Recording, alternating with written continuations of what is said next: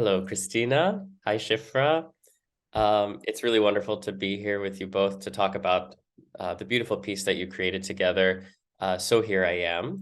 And I wanted to start by asking Christina, could you tell us a little bit about uh, what the piece is, how it came about, um, and where the sort of inspiration came from for such a beautiful work? Oh, thanks, Robert. This piece was a collaboration between Jumblies Theatre and Continuum, and it featured the Continuum Ensemble, violin, viola, cello, percussion, and accordion, along with the Gather Round singers, and a variety of Jumblies artists who acted as movers and live painters. It was a real, the largest project I've ever worked on in terms of the number of people who were involved. And it began, I guess for me, well, it all began in 2019. So it obviously was shaped by all of the things that were to come once we presented it in February of 2022. But for me, it was always about how the choir could be engaged with the musicians in a way where everyone was interacting and sharing stories, musical material, and engaging with the core Grounds for Goodness theme, about which for me there was also something there in addition to how people can sometimes be good to each other, was really also about connection, and the ways that we support one another. So it became clear early on. We went into the Gather Round Singers Zoom rehearsals, which were sort of a magical place for me to be a part of. And we started collecting stories of different occurrences of goodness that people had seen in their own lives and other people's lives, or stories they'd heard. And these stories were really powerful. But the thing that really resonated with me was actually when we would go on a break. And so, if it's a 3-hour rehearsal, there are moments people take a moment of pause to go eat or have tea or just do whatever. And in those moments, people wouldn't, so often people would just stay on, and it would be, hey, I've got some books. I can share these books with you. Hey, do you need me to drive you somewhere? How are you doing? How is this person? How is that person? And in that moment to just see, wow, this group of people cares so deeply about each other. It really is the sense of a chosen community that supports each other. It really moved me. And I really, upon being invited into that space, just wanted to make the piece sort of a love letter to the choir and how meaningful that space is. So that was sort of the core of it all. That's fantastic. And I definitely felt from experiencing the piece live, listening to the recordings, listening to also the way that the choir was engaging with the musicians, with everything that was going on, there really was that feeling of kind of collective care among everyone, and that was really special. You were talking about the kind of magnitude of the forces and how much is involved, and there really were so many elements, and yet it felt really like this quite magical, unified world. And I was wondering during the process, how was there something that helped you hold everything together, or something that unified everything for you? Because that's quite I think that's quite difficult as a composer when you have so much amazing material to work with. I was curious, what was that for you? That's a great question. I really did spend about a full year with 3 hours of recorded material taken from just one choir session, and listening through it a lot, pulling out various moments and living with it to the point where you could just wake me up in my sleep and I could probably tell you what was said, during that rehearsal. And those became really the central aspect that everything else spins out of in the piece. So a number of the quotes I actually electronically stretched and filtered, and they became the harmonies of the piece. So that in that way, the choir is really embedded even into the musical material. And then the way that the musicians and the choir interact is another way that where the stories, the musicians, for example, see on their score the quotes themselves, and they're asked to actually, they're not seeing written out notation.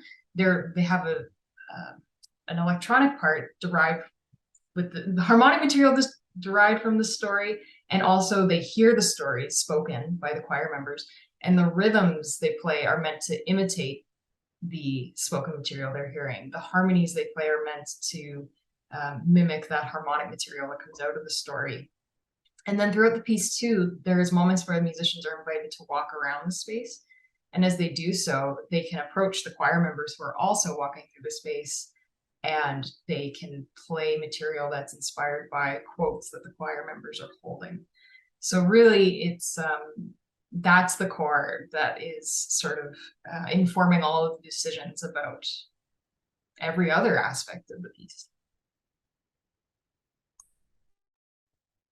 That's really interesting. It's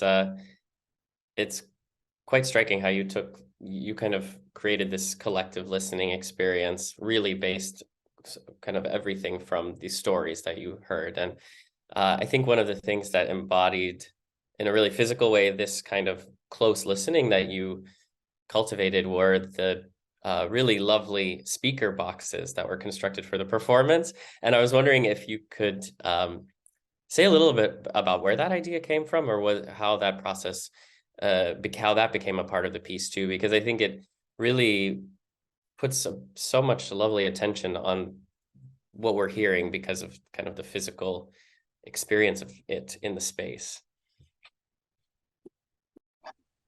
There's really so much to say about the speaker boxes, because I think they're almost like this physical manifestation of just the investment that Jumblies had in the project. Because I've been working for a few years with this idea of speaker cones playing into jars and activating the resonant frequencies of these jars, or muffling the things being done in the speaker with the jar. But it was all like very DIY, me figuring this stuff out. And then speaking with Ruth, she was able to connect me with a number of other Jumblies artists and technicians who helped us to dream up and then build these boxes.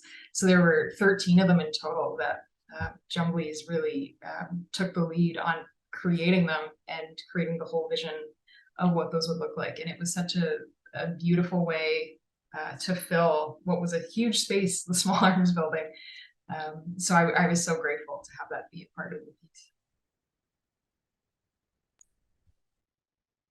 Awesome, thank you. Shifra, from your perspective, as the leader of the choir and working with the choir all the time, I'd love to hear if there's anything else you want to add about the process and about the creation of the piece. Yeah, thank you. It's really lovely to hear you speak about it, Christina, because it, in the way, especially these days, that things that happened on Zoom feel so far away and still so present. So it's lovely to just remember all of it. But I was thinking about what you were saying about how your piece really celebrates connection. And it was a very moving experience when we work. So our choir is about 30 to 40 singers who come from the community where Jumbly is based, and also our offshoots and partners and around the city. And we're an intergenerational group with really, really mixed abilities and relationships to singing. And a lot of us have sung together for many years. And when the pandemic came and we moved to online choir, there was such a deep investment on sticking together and keeping the routine of Thursdays, and lots of people who were experiencing quite extreme isolation for whom that was really important. And I knew that, but that didn't surprise me. But what did surprise us so much was some of the intentional community making that grew our choir. And we had so many people who joined us for Zoom choir, thanks to wonderful and deep collaborations, including with you, Christina. And when we invite new composers into our space, whether it's in person or once on Zoom, we always want to spend time together and get to know the person who's composing with and for us, so that you know the voices that are going to be performing our music. And so we know the person who's working with our stories. That relationship's obviously important to all of Jumbly's work and very core to what we do. And when you came to join us online, it was such a delight that there was so much wonderful. I was in those facilitated conversations, so many great stories shared, but the way that you were able to capture these little glimmers of actually the deeper kind of foundation that was holding us together was really a beautiful honor, to a way of honoring that time, and the way that there were all sorts of formal and informal networks holding us together, getting us online together and keeping us going through the pandemic. For us, that was just such a joy, for those tiny little moments, those little quotes that were in passing at the break, to see that reflected and pulled apart with the technology we're using and then played back to us on instrumentation was really, for me, was a really moving way to honor that community that was being built. And then I was just thinking what you were saying about the space and all the people, and then coming to the Small Arms building. In a way, the choir's performance part in your piece is very simple, what you had asked them to do. And we had prepared for it and talked about it and knew what to expect. But when we entered into the space and the actual act of performing it with the close listening that you're speaking about, Robert and Christina, and hearing our voices and just getting to move and sing and see each other and share that moment at the time was truly transformationally amazing, that we could be in space together and that there was a piece that allowed us to come out of our Zoom screens together, and that had built in, was based on those connections, but also built a way for us to perform the connections and feel them and be there together and take time for them, was, for me, was almost like a ritual of bringing what had been really good and bringing it, performing it, putting on its feet, and doing the thing that was happening intangibly online, doing it tangibly in person. So for me, it kind of marked that transition. And so far we haven't gone back to Zoom. So it really was the way of us kind of re-entering, remembering how to be together. And I'm so grateful that we had such a caring and thoughtful and musically rich way to do that together, because that's the right thing for our choir. So thank you so much for that.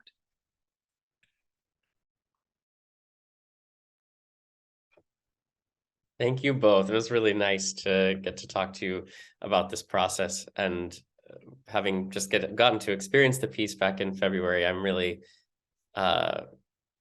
really grateful to kind of get to relive it through your experience of it. So thank you both so much.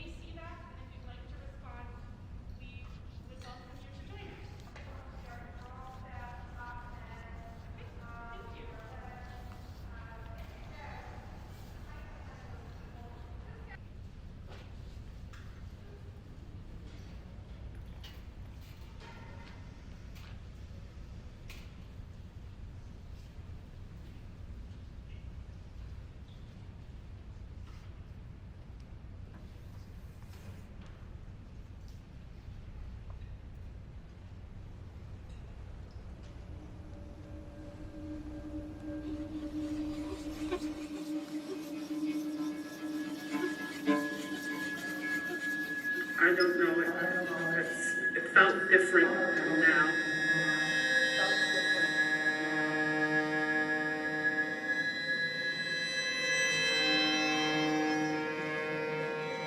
I just haven't talked to a stranger on the street in months, but I've just been kind of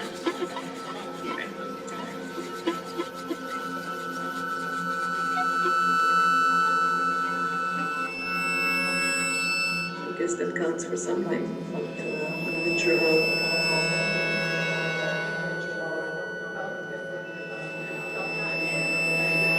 Anything like this, but it seems also our life we are just repeating something that we have done before. Or is that possible?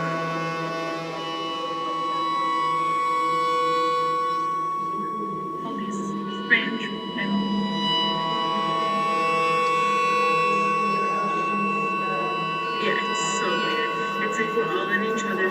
And yet, we're not in each other's houses. It's so weird.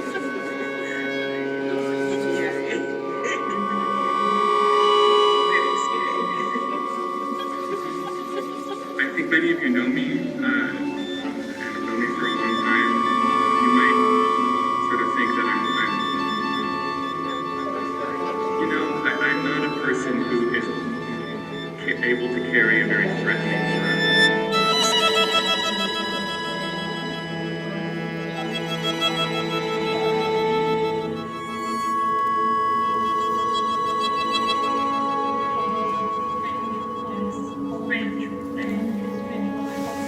Strange moments that make you feel alive.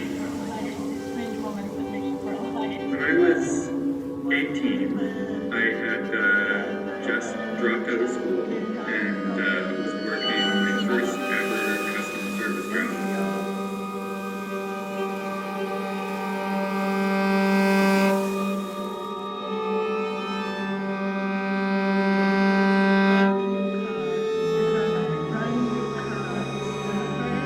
And it was a really wonderful place. In many ways, for a long time, people were accessible. Rice, singers, festival shows, first things I don't think I should do. Very special.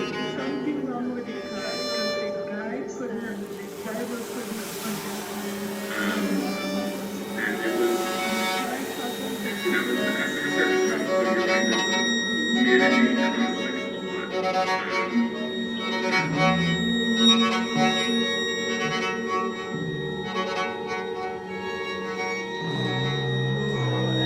And I was working with my friends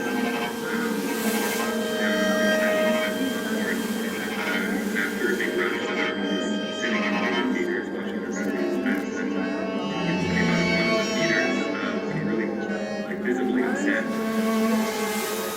And came to talk to us and let us know that there were people sitting behind them, and the theater had been harassing them and calling them names and whispering nasty things and doing sort of like making them feel unsafe and upset. So they left.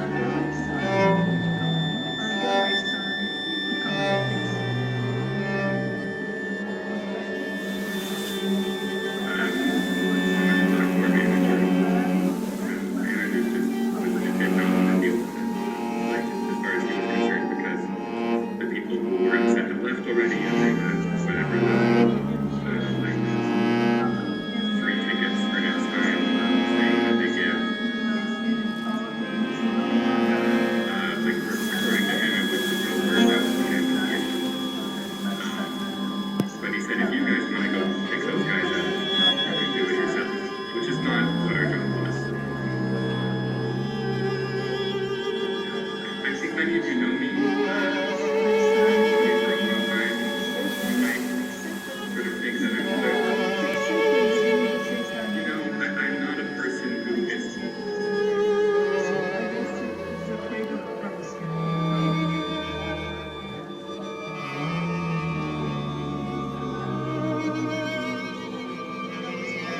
able to carry a very threatening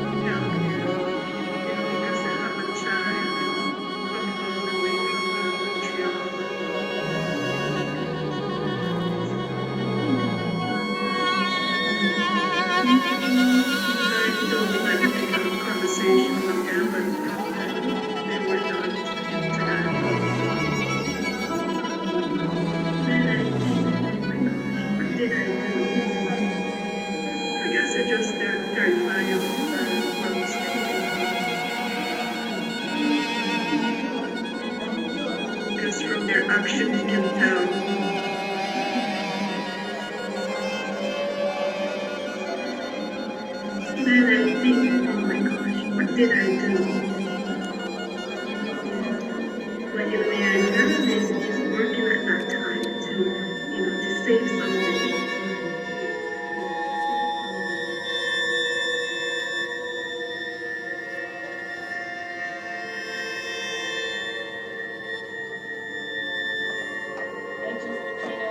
I just kind of imagine that I'm underwater.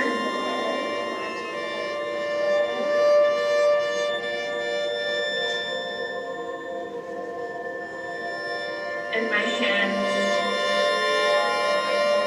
are gliding on the surface.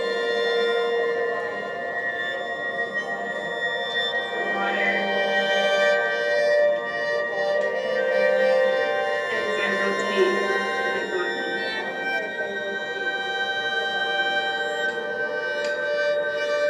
So we danced out on the ice. And the car was covered in snow and ice. I managed to, it took me an hour just to clean the car.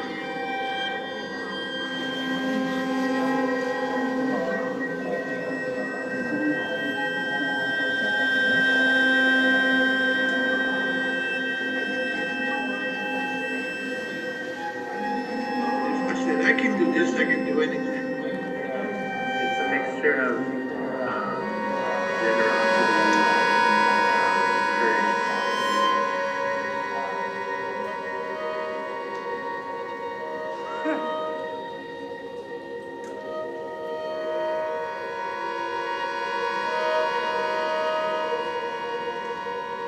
This is concept that whenever someone is in need, you drop everything you're doing and help them.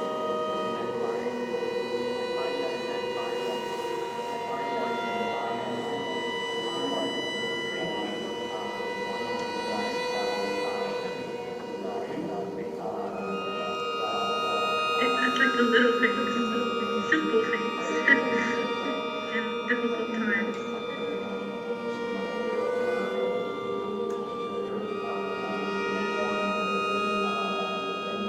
So you're not really thinking at the time of what you said.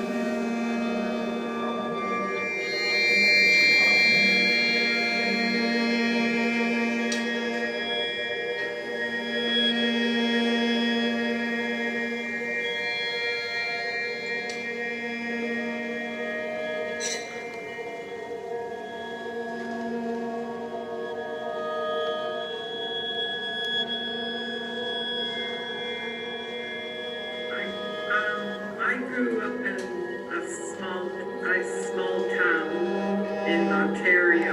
Like there were only 600 people, but it seems like everybody always looks out for everyone else and always helps out. Like my mother still lives there.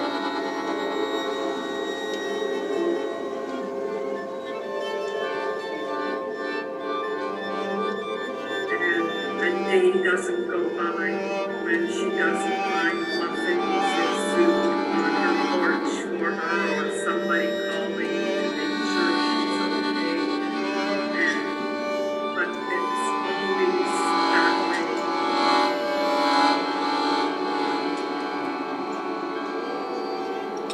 Very common. I would like go and be there for a few months and wake up at like 6 in the morning because that's when my grandma woke up. And there would already be people over for coffee, and that was like the ritual. Is like the neighbors would always come over for coffee in the morning, and then they would trade houses, they would go to each other's apartments and have coffee and sort of share the news of the day.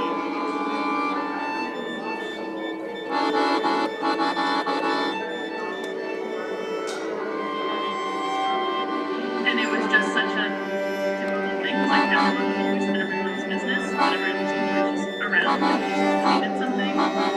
And so you need to like, my grandma would like go bring things to her neighbors, and then of course they couldn't bring back an empty plate, so they would put something on the plate.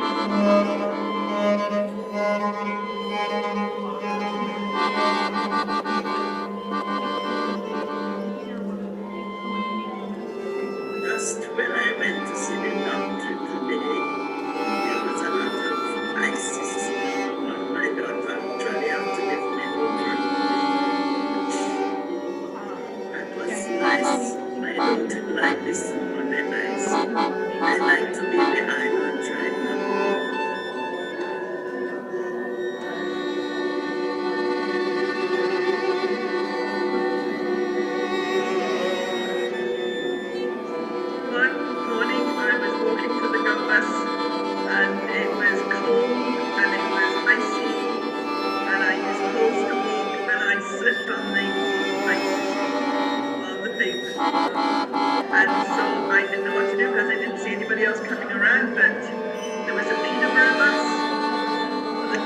bus came along and I put my hand out and the bus stopped and the driver got out and he said, "You need an ambulance?" I said, "No, I need to get the go bus."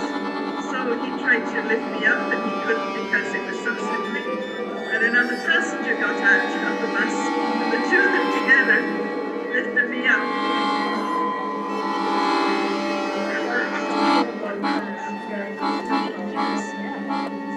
Yeah, pretty much. She's my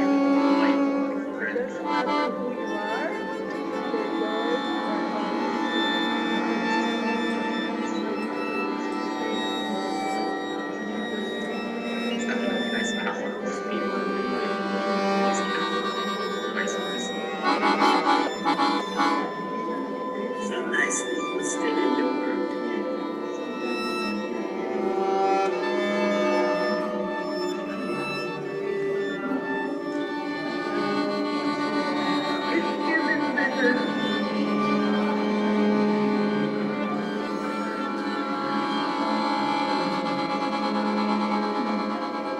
You don't want what's inside of you.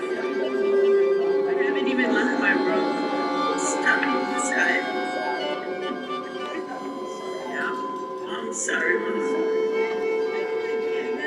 I don't really do anything, so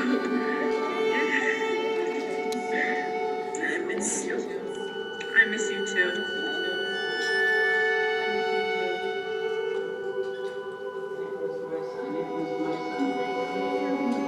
I take care of my kids. They don't really know, and I don't really let it all on them that I take care of them. But there's the three of them, and they're all young adults. Yeah, I'm still their mom. I miss you too.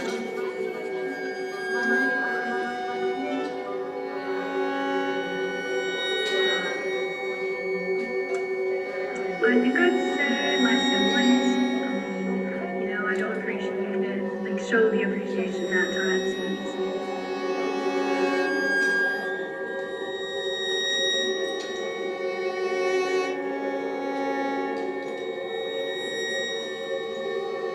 I miss you.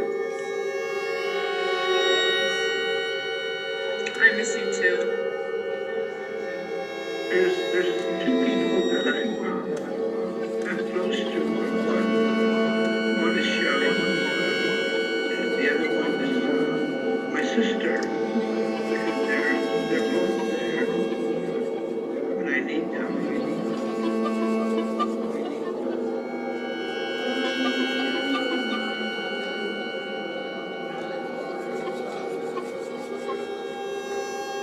I miss you.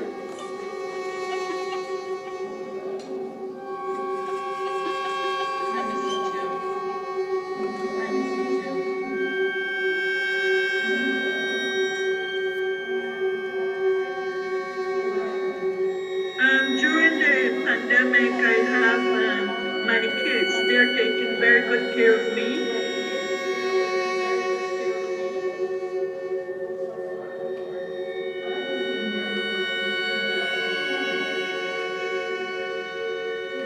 I miss you.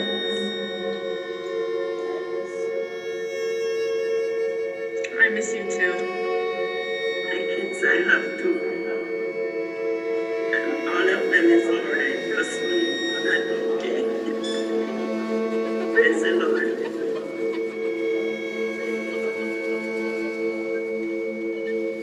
I miss you.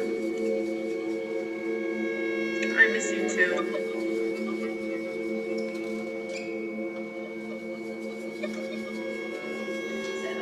But he said I'm okay, so here I am.